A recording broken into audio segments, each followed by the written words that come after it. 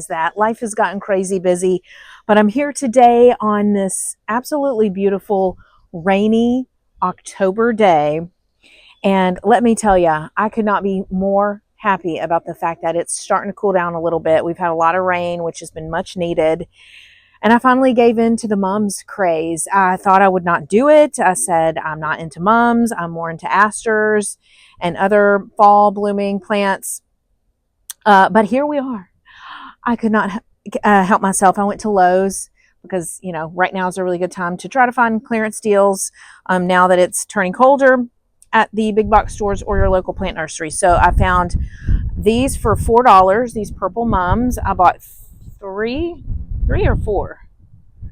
1, 2, 3, 4. So I bought four. No, I bought three mums, 2 purple and 1 red mum, because I thought that'd be a nice little window box planter display. So today we're just going to put that together. And I'm actually going to intersperse.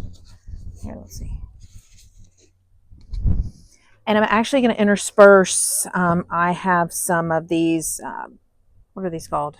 This always happens to me, never fails. When I get on here to record, I forget what the plant names are.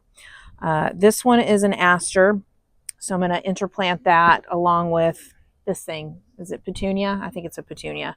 It has been really flowering nicely, even though those are typically, I believe, spring type bloomers. And this one I picked up at Lowe's at the clearance section. It just said clearance. I think I got it for $2, originally 12. So yeah, it says it's a window box. It's a plastic, and it unfortunately does not have drainage holes in the bottom, so that's not ideal. I was thinking maybe I could put some rocks under here.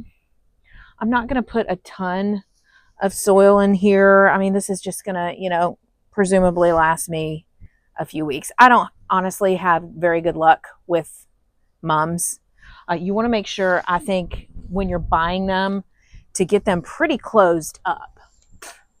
There's some blooms on here. But you do want to make sure that the buds are pretty much closed.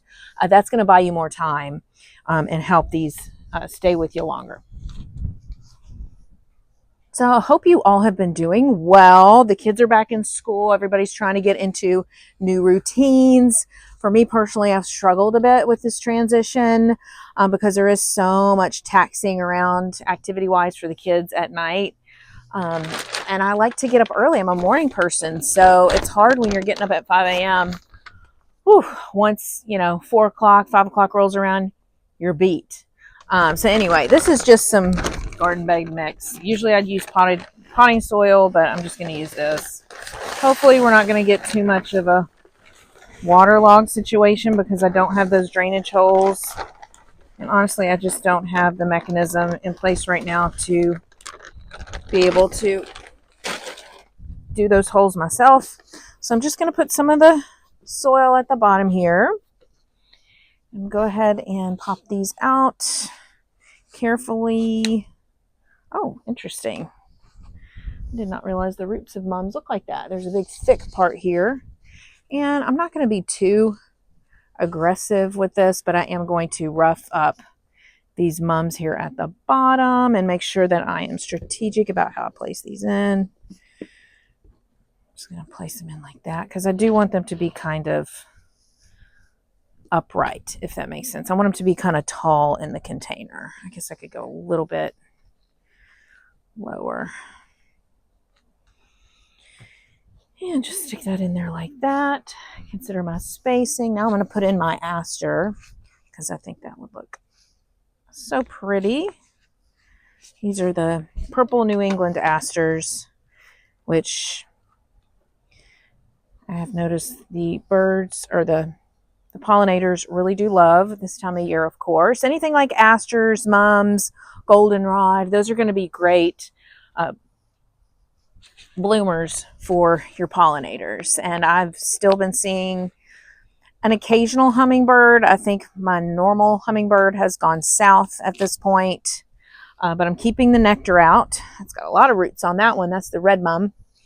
But I have been still keeping the nectar out and making sure I change that out every few days. I think we can get down to once a week once it gets cooler because you don't want that nectar to go bad. All right, and then am I going to have enough room for all these beautiful plants? I'm not sure. This one's very narrow. Look at that. It's like, looks wide from the side, but look how narrow that is. Interesting. I guess I could place it like that. And this will go right outside of my window in my sitting area, my favorite sitting area. I think every girl's got to have her favorite sitting area, right? I love it. Actually, I think I am going to do it more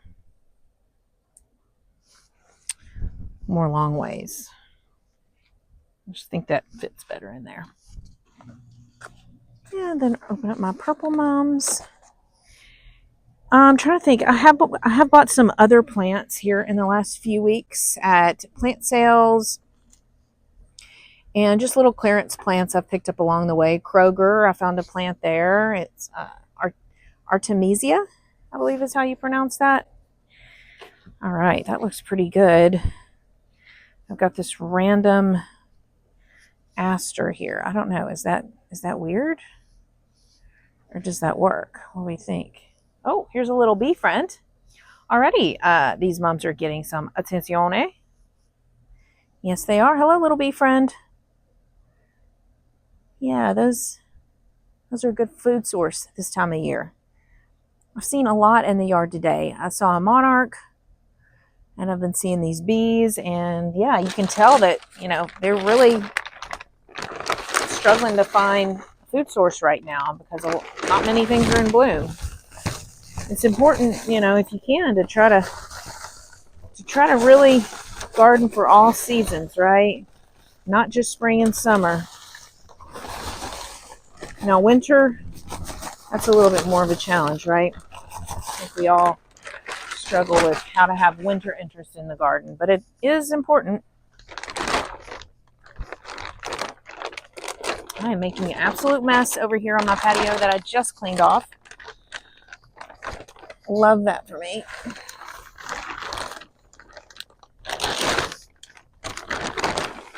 I wonder how this will do with this garden soil. It may be too dense, especially with not having the drainage holes in here. I'll definitely report back and let you guys know if I was successful in this, but I don't know. I'm starting to rethink some of my decisions here. Oh, and I just remembered that I had some pine bark mulch that I could have put at the bottom of this. Man. Oh well. It needs a little bit more in here on this side. Guys, I know there's probably an easier way to do this.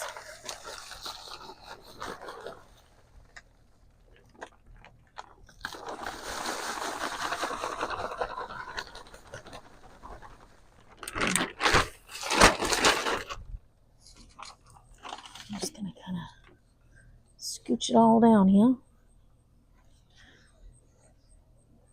But I am anticipating a big garden project coming up here shortly. I need to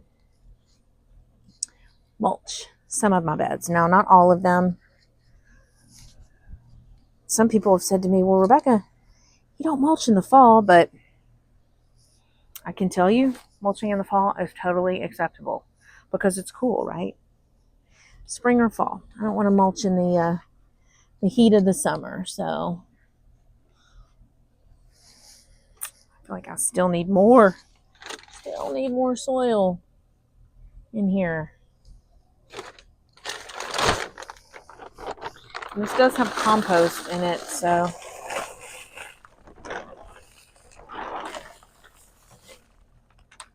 it should help.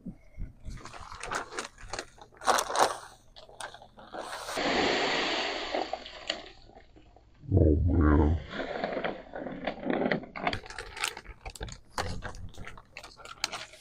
So here she is, looking so good. I think. Nice little fall display. Oh, I almost forgot. I do have Miss Petunia over here. Maybe I can tuck her in somewhere. I don't know, though. Nope, I think she's going to have to be on her own.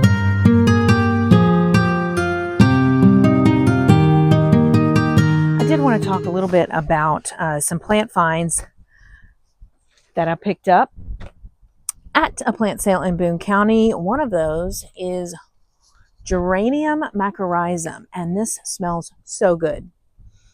It smells like sage to me. And I keep saying it smells like sage.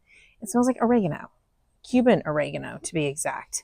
I did grow some Cuban oregano last year in my front planters, and it smelled amazing, and it lasted into the fall. I did not have success overwintering it, but man, these leaves are amazing. And I've been doing some research on where to plant it.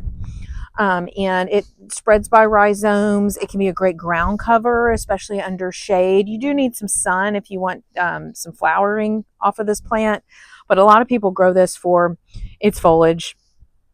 It's a nice kind of even keel green. It's not too dark, not too light. But yeah, I think the understory of a tree would be great. I do have a maple out front that I've been struggling with what to put out in the front, so maybe this would work.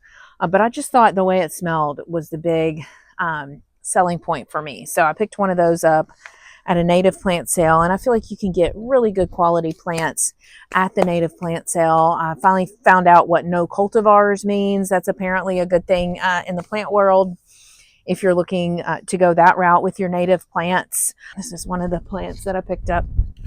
This is great blue lobelia syphilitica. And this gets pretty tall, as do a lot of natives, but it's great for pollinators. This is a ginkgo. This is the Queen City ginkgo. So this ginkgo tree was actually the city tree, and it is a male. Everybody wanted to ask me if it was a male. They were so concerned about that when I picked it up and showed it off.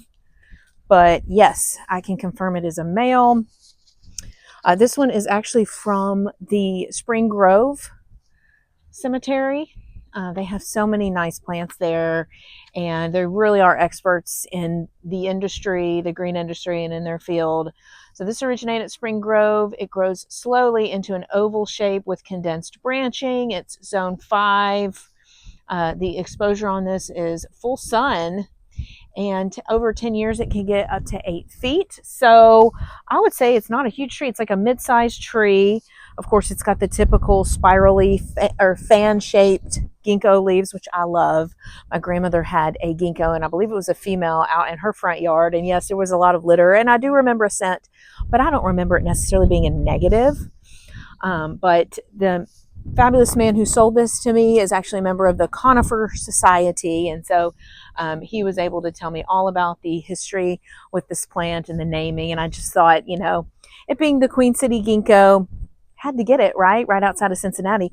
They also have these on sale on MrMaple.com. I believe they're on sale, but I know that they have them. So depending on the time of year, you know, you do have to act quick because they can sell out, but typically I believe they get those back into their stock. This Biltmore Blue, this is a dwarf pine, white pine. This is from Mr. Maple as well. And I know this is not a crazy long video today, but I did want to go on and make one nonetheless. I think a lot of us are juggling a lot of different balls, whether we're in the garden or through work or family or, you know, vacations, that sort of thing. But I am hoping to get out in the garden soon and do that mulching. I'm really hopeful that the temperatures will get to a consistently cool, you know, that they will get consistently cool so that I can get outside and do that. I'm still going to do a little bit of planting. I haven't figured out where to put this plant in particular. Look at this coleus, isn't that pretty? The leaves get wilty on this. I don't know what's up with that. It might be a pest issue, but I just love the flowering, and the hummingbirds love this too. So I know the days are rapidly winding down for our annuals, but if you can pick any of this up this time of year, I'd say go for it. I know that a lot of the hummingbirds have gone south, but there's still some stragglers from what I understand, and they could be migrating through the end of the month. So always something, you know, to keep in mind. This is a really cool thing that I grew from seed. I believe it's called like Sweet William, maybe? No, it's not Sweet William. It's like Candy Tuft. I don't know. These flowers, look at those. How pretty those are. I have to go back in and ID this, and I'll put a little thing down here at the bottom of the screen. But I just think that is so cool looking. Look at that. Is that not gorgeous? And the bees seem to like it too.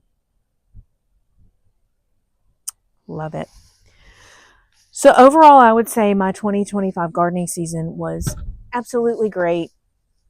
I have had added interest throughout the end of summer into the beginning of fall. And I just, am really hopeful about next year and seed starting. I do think that I'm going to get some seeds started actually in December. I know that sounds really early, but I am interested in doing the cool flower method of seed starting, which is focusing on flowers that bloom early in the spring. And you start that cold stratification period super early. And then you're starting seeds, so you'll have them in, I believe, in March. I hope you all enjoyed this video. Tell me what you've got going on in the garden. I'd love to hear. I do want to promote an event that I'm a part of as a part of the Friends of the Boone County Arboretum. We have a big woody Plants and Landscape Symposium. That's coming up on October 23rd. That's going to be at the Extension office in Burlington. It's going to be an all-day event. We have got such interesting topics, things like plant nomenclature. We've got an expert talking about the Bellingrath Gardens and Home outside of the Mobile, Alabama area. He's going to tell us about his gardens and how they're trying to incorporate more native plants into their gardens and progress forward on a historic site. We've also got an expert on beech leaf disease and various pest concerns, and of course invasive species that are always a problem when it comes to ecology here in the region. So I hope that you'll consider checking that out. You can find more information about that event at bcarboretum.org. Again, that's the Boone County Arboretum's event. And I will see you guys in the next video. Check you later.